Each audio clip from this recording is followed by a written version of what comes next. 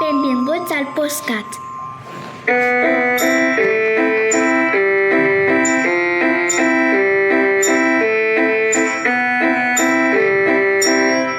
Quina educació volem?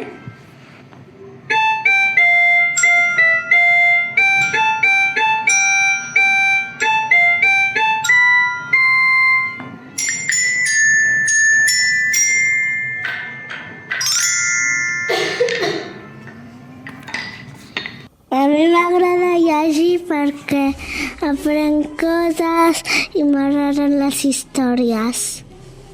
Aquest també té la meva lletra. Segurament molts de vosaltres haureu sentit una expressió semblant sortint de la boca d'alumnes petits. M'agrada molt quan llegeixo històries i quan llegeixo llibres de coneixements m'aprenc coses que no sabia.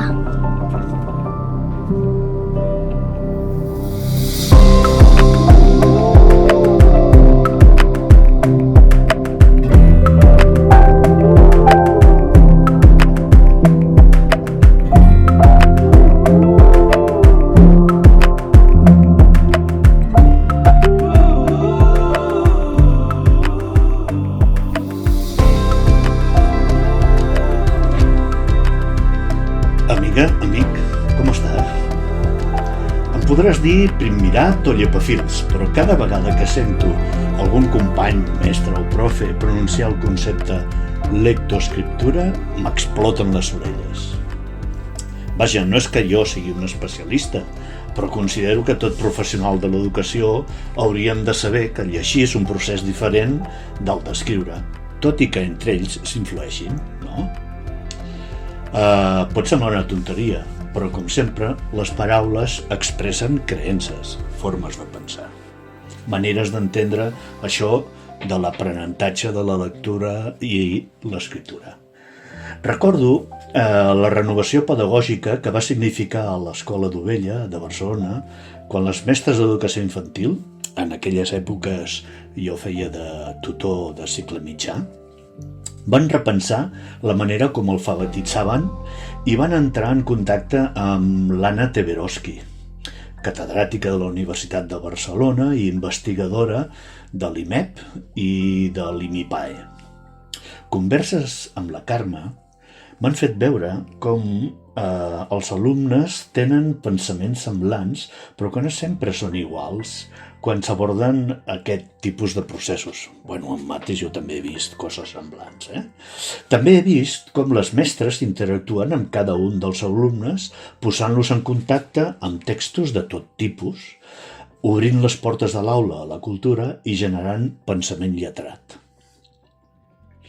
Per exemple, de llegir una imatge com podria ser el logotip de Coca-Cola a llegir la paraula pilota, hi ha tot un temps de pensament i esforç per part dels més menuts. Arribar a llegir una frase suposa més temps d'esforç i pensament. És més, no tothom ho fa alhora ni de la mateixa manera, amb la qual cosa el procés és complex. No? Aquests processos d'aprenentatge, per anar d'un moment al posterior, demanen fer evolucionar les estructures cognitives de cada alumne. Així doncs, els mestres hem de facilitar que els nens explicitin les seves hipòtesis i les mestres sapiguem fer el contrast necessari perquè cada alumne avanci i a l'aula es visqui un ambient carregat de comunicació entre alumnes i també entre alumnes i mestres. Això resulta tot un art, molt vinculat al coneixement de com els nens aprenen. Vaja, a mi m'agrada dir que ensenyar és fer poesia. Quan vaig arribar a l'ICE de la Universitat Autònoma de Barcelona, vaig conèixer la Marga Teixidor, la Carmina Bosch, en Juli Palou, la Montserrat Fons, la Rosa Gil i també en Neil Mercer.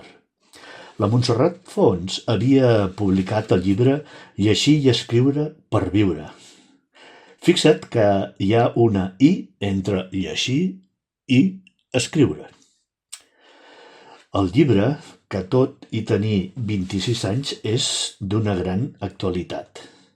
Si no l'has llegit encara, et recomano que ho facis. En la introducció d'aquest llibre, la Montserrat Fons ens informa que a finals del segle XX ja hi havia prou referències empíriques que ens ajuden a veure com les accions que fem els docents a la classe estan vinculades a allò que cadascú pensa. El que passa és que sovint, o massa sovint potser, això que pensa cadascú no sempre està connectat amb el coneixement professional actualitzat i validat per l'experiència i la recerca. Amiga o amic oient, resulta que per això és tan necessària la formació contínua que vinculi recerca i pràctiques d'aula. Per conversar sobre la lectura, avui contem amb les opinions de 3 alumnes de cicle inicial de l'Escola Miralletes de Barcelona. Conversem amb en Juli Palou Sangrà, mestre de mestres i tot un savi. En Xavi ens aporta el seu punt de vista LGTBI i acabarem amb l'Anna Pablo, que ens llegeix un fragment del llibre Dime, Los niños, la lectura y la conversación d'Aidan Chambers. Apa, som-hi doncs. Bon dia, Juli. Bon dia. Escolta'm, feia temps que tenia ganes de parlar amb tu d'aquests temes. Des de PISA s'ha parlat de que hi ha un baix nivell de comprensió lectora entre els alumnes. El primer que quan parlem de PISA hauríem de plantejar-nos és el que representa els informes aquests de PISA, no? Com es fan les proves, qui les fa, qui les dissenya, què pretenen, on es fan, en quina població, etc. Però deixant ara davant d'això, hi ha una qüestió que sembla que és així, que els nivells de comprensió, doncs en general, han tendit a la baixa i sobretot a tota Europa han tendit força a la baixa des de la pandèmia. I sembla ser que això ha passat bastant a matemàtiques i a llengua, i potser més en matemàtiques que a llengua. El tema és com enfoquem la comprensió lectora i com l'enfoquem des de totes les àrees del saber. El tema és com ensenyem a dialogar amb un text i a desplegar una qüestió que ens sembla fonamental, que és una visió crítica davant de qualsevol missatge i, per tant, davant de qualsevol text també escrit, sigui del tipus que sigui una novel·la, sigui un conte, sigui un text científic, desplegar aquesta consciència crítica, que d'altra banda és el que diu PISA, que no funciona, doncs em sembla que és fonamental. Però una consciència crítica es desplega quan hi ha un diàleg, jo diria, a moltes bandes. Una és amb el text, l'altra és amb l'autoria del text i l'altra és amb la gent que també han estat receptors del text. És a dir, en aquest sentit, els clubs de lectura que es fan a l'escola o fan a moltes escoles, el compartir interpretacions sobre determinats textos, això em sembla que és fonamental perquè la consciència crítica es construeix quan tenim la capacitat de conviure i moure'ns entre diferents punts de vista, i la comprensió lectora millora quan veiem diferents punts de vista que se situen al voltant d'un text determinat. Juli, estic entenent que la comprensió lectora, des del punt de vista de la gestió de l'aula, té molt més a veure que llegim un text i contesteu les preguntes de sota. Això és evident. Hi ha autors que diuen que ens hauríem de fixar potser més en el que fem els adults quan llegim una novel·la o quan anem al cinema o quan estem davant d'una història, no? Que no ens fem preguntes concretes, diem, escolta, què t'ha semblat, què és el que més t'ha agradat com acaba, quin personatge t'identifiques més. és aquest tipus de preguntes el que són més potents que no les que es limiten a una comprensió més directa del text. Són les preguntes més superficials. Jo insistiria en aquesta qüestió. El que és fonamental és parlar de manera conjunta al voltant d'un text i ensenyar als alumnes a parlar amb ells mateixos sobre el text. Aquesta reflexió interior que avui diuen que els joves estan perdent, no? No sé, és molt preocupant, a mi em sembla, que molts autors afirmen que aquesta capacitat d'introspecció dels joves i de capacitat narrativa dels joves s'està perdent a favor o per culpa de, diguem-ho com vulguis, de la immediatesa en què vivim. Els missatges de 150 paraules a Twitter. Exacte. I que la narració llarga doncs es perd, però quan clar, una narració el que fa és donar sentit, no? I que això, el món que vivim, no tendeix a això. No tendeix a això. Escolta, fa 30 anys, quan jo estava més a l'aula, hi havia una concepció de que la velocitat lectora estava molt vinculada en la comprensió lectora. Després em vaig adonar que això no era ben bé així. Jo feia moltes proves als nens de que havien de llegir 120 paraules per minut perquè comencessin a tenir comprensió. Com ho veus, això? O dit d'una altra forma, creus que, per exemple, cal tenir consciència fonològica per tenir comprensió lectora? Està bé que puguem parlar de fa 30 anys, no? Perquè té la seva part bona i la seva part nostàlgica, per dir-ho així. El tema de la velocitat va haver un moment que va tenir molta força i després vam veure el que em sembla que és una obvietat, que és que és evident que per poder comprendre un text ha d'haver-hi una lectura més, el que diuen, més fotogràfica que fonològica, no? És més logogràfica que fonològica, és a dir, que has de tenir la capacitat de poder lliscar ràpidament sobre el text, captant les paraules per entendre'ns, que si t'atures molt amb cada paraula dediques tanta energia amb això que perds de vista el conjunt. Per tant, que és evident que ha d'haver-hi una velocitat lectora que permeti fer això, ara que associar velocitat lectora a comprensió lectora no és suficient. És a dir, en el món que vivim a mi em sembla que tenim la pega de convertir coses molt complexes a receptes. I això és el que no ens en sortirem. La consciència fonològica a mi em sembla que també vindria a ser una recepta. És evident que s'ha de fer correctament la relació so-grafia, però és evident que des que entren i abans d'entrar a l'ensenyament obligatori hem de despertar altres maneres de relacionar-se amb el text escrit. I això es fa, els mestres d'infantil en saben molt, no? Llegint contes, fent inferències, promovent comentaris a partir del títol del conte que van a llegir, etcètera, etcètera. És a dir, el que no podem dir és primer d'haver-hi això i després ja comprendrem. No, ha de ser entrar en la complexitat des de la complexitat.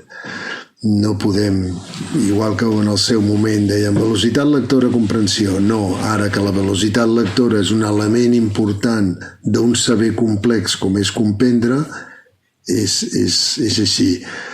Podríem parlar de l'escriure i diríem el mateix de l'ortografia. Sí, és que a vegades he vist nens, no?, d'infantil, no?, que fan allò per llegir el seu nom i pobres nens com suen, no? Escolta, una altra pregunta. s'ha vinculat molt la resolució de problemes matemàtics a la comprensió lectora. I jo, la meva experiència em diu que torna a ser un altre problema més aviat de lèxic i de sentit, no? O sigui, un problema dels que es posen avui dia, segurament, bueno, els matemàtics ja diuen que no són problemes, que són exercicis, Bueno, aquests exercicis tenen una estructura mental que igual no s'ha treballat a l'escola a pensar d'aquesta manera, però que després a pressa arriben unes paraules que pels nens són desconegudes o que els hi planteixen problemes. Pot ser això un dels problemes que tinguem sobre el que es diu manca de comprensió lectora? Pot ser. A mi em sembla que durant molt de temps hem dit cada àrea del saber, els docents han de saber llegir la seva... I potser ara hauríem de dir és imprescindible que vegin darrere d'un professor de matemàtiques una mentalitat de matemàtiques i que aborda les qüestions, tracta les qüestions amb aquesta mentalitat matemàtica. I només des d'aquesta perspectiva podem entendre els enunciats de matemàtiques, els problemes, o no sé si ara no se'n diuen problemes, però els reptes que es plantegen les matemàtiques, però si tenim la capacitat d'entrar en aquesta perspectiva matemàtica del món, igual que en la perspectiva, no sé, del món de les ciències naturals. L'important és que els professors no és que ensenyin a llegir els problemes de matemàtiques amb els mateixos recursos que podem utilitzar altres àrees, no? com llengua, sinó que tractin aquelles qüestions des d'una mentalitat, en aquest cas que tu cites, matemàtica. I això és l'important, em sembla. Escolta, han de donar una nova... És tan ric que en un centre de primària, en un centre de secundària, tinguin contacte amb persones que tenen aquestes diferents mirades sobre el món. Això és la riquesa de l'educació, entrar en mirades diverses sobre el món.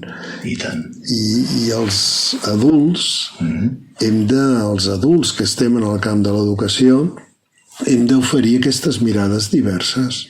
Igual sobre la música, igual sobre la pintura, igual sobre les matemàtiques, igual... Som testimonis d'aquestes mirades. Exacte. Escolta, crida l'atenció que hi ha molta adolescent que li agrada poc llegir. Podríem establir un vincle entre la manera com han après a llegir amb el seu gust per la lectura actual? Perquè es dona, no? En determinats cercles diu, bueno, és que a casa seva no llegeixen, o és que sempre estan enganxats al mòbil, no? Hi veus algun vincle, tu, en el gust per la lectura i en la manera en com han après a l'escola a llegir? L'escola hi té un gran paper en el tema de com s'accedeix al llegir. En aquest cas entenc que et refereixes al llegir ficció literària. Correcte, sí. I té un paper fonamental.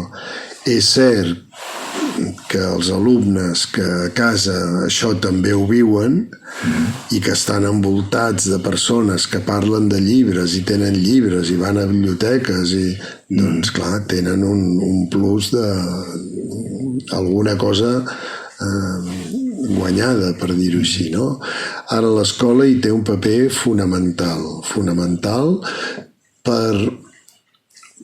per atraure cap a la intriga que comporta qualsevol lectura, un conte, una novel·la, no? Cap a plantejar la intriga. La paraula intriga a mi em sembla que l'escola hauria d'ocupar un lloc bastant central, perquè la intriga seria tant amb una novel·la com amb un repte matemàtic. Sí, tant. No? Hi ha sempre. És a dir, moure els alumnes cap a aquesta part que com ens en sortirem, això és fantàstic. I si a l'escola es fa bé, doncs... No és que a l'escola tenim el repte de fer-ho bé. No si a l'escola es fa bé, no és... Tenim el repte de fer-ho bé. Quan surtin hi haurà alumnes que els encantarà llegir poesia, hi haurà alumnes que seran grans lectors, hi haurà alumnes que no. El tema, i quan parlem de competències em sembla que ens referim a això, és que tothom pugui tenir accés al text, a qualsevol text, i el pugui entendre. L'altre és que sigui un lector que es poleix 3 novel·les cada mes o que en llegeixi una de tant en quant, no? Però... I també diria cap al cinema. Ara, si fos aquí el meu amic Jaume, em diria el cinema, parlem del cinema, clar que sí, no? Cap a la història, cap a la intriga i com se'n surten els personatges en la seva vida. A mi sempre m'ha cridat l'atenció, i sovint ho explico, que en totes les distopies que tenim, totes, el primer que es prohibeix és la lectura. Per què? Perquè llegir ens mostra altres maneres de viure i la gent que tendeix a tenir un pensament únic i unitari, tots el mateix, no li interessa que ens puguem imaginar altres maneres de viure. Ostres, em fas pensar, mira, fa això 30 anys, amb uns alumnes els primers mesos de tercer, volíem fer, els hi vaig proposar de fer una obra de teatre i vam fer La rateta que es comprava a l'escaleta i la vam tonejar. I aleshores ens van sortir 3 ratetes, que eren personatges molt diferents, no? Escolta'm, és un gust parlar amb tu, ens podem estar tot el dia.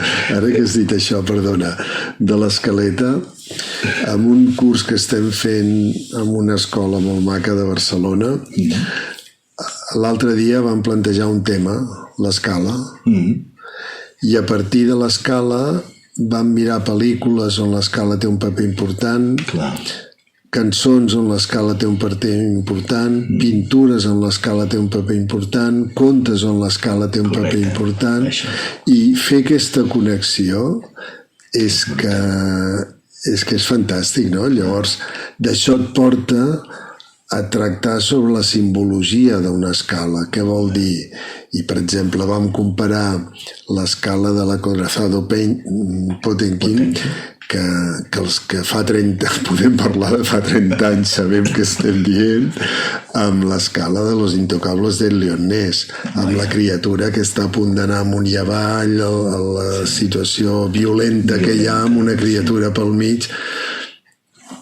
Això és el que diu Pisa, que els nostres alumnes no se'n surten, tampoc, de fer aquestes connexions entre textos diferents.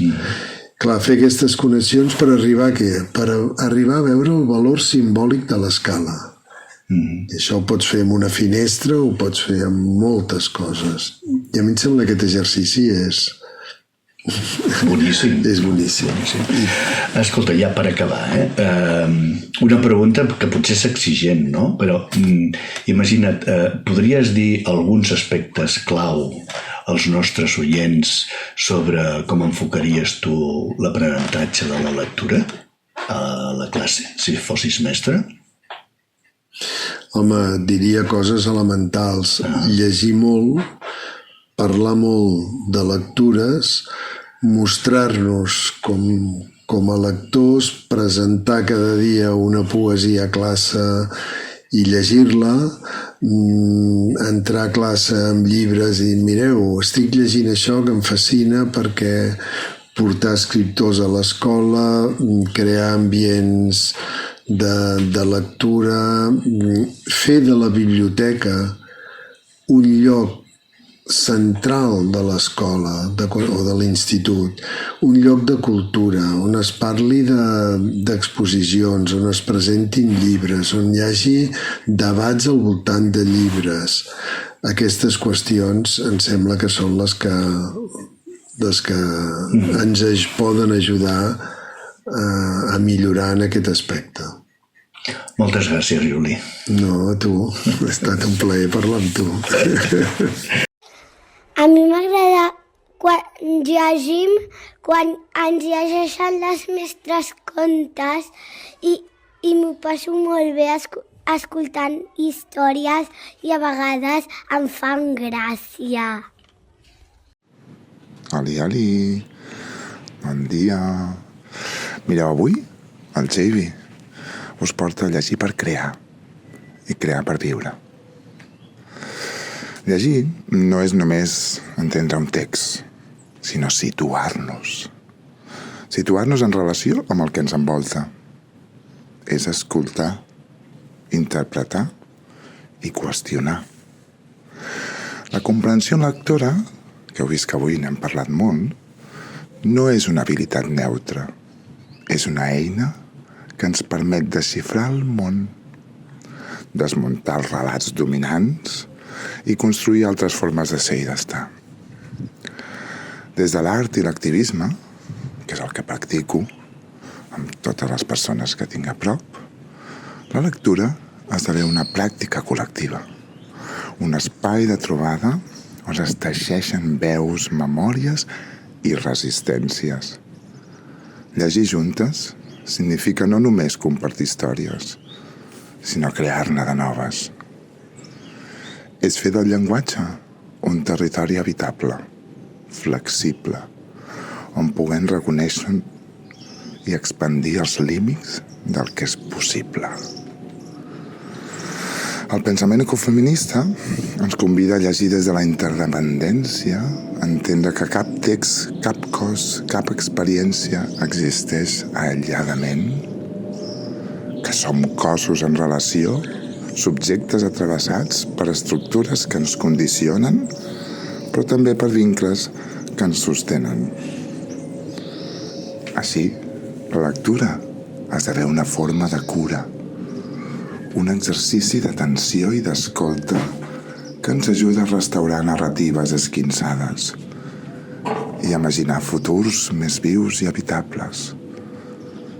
Des d'una perspectiva queer, que també m'acompanya, llegir és resistir a la rigidesa de les categories, a les formes imposades d'interpretar el món.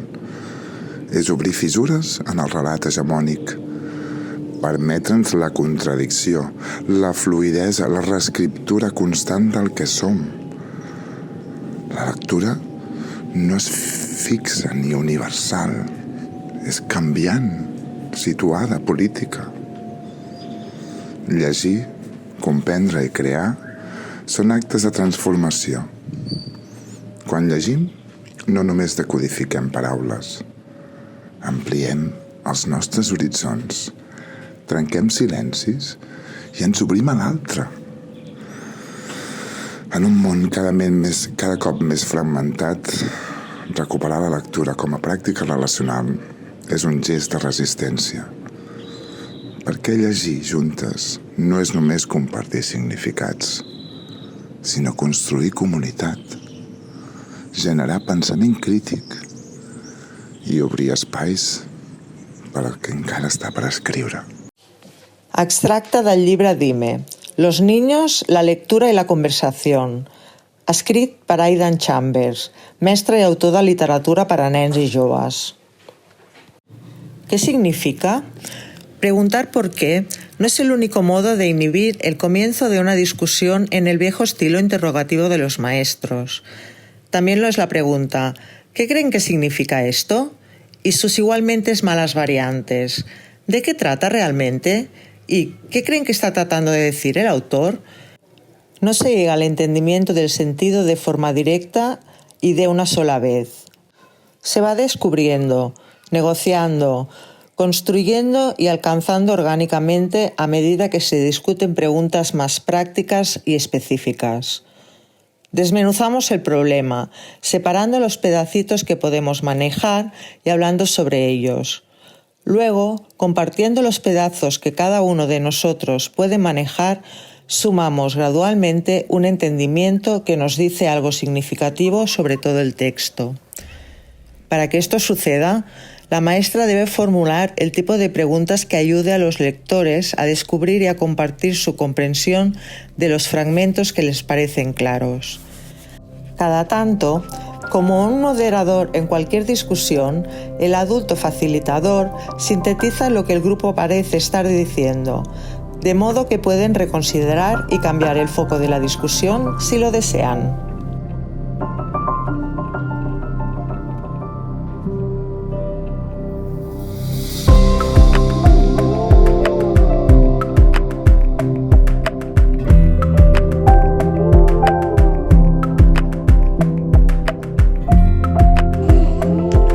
Amiga, amic, hem arribat al final. Avui hem dedicat el podcast a la lectura. L'anirem abordant més vegades des de més punts de vista. La idea és donar a conèixer com a l'escola pública hi ha coneixement profund i pràctiques boníssimes. Ja saps, si t'ha agradat, fes-lo arribar a les teves xarxes, als teus amics, inscriu-te, posa que t'agrada.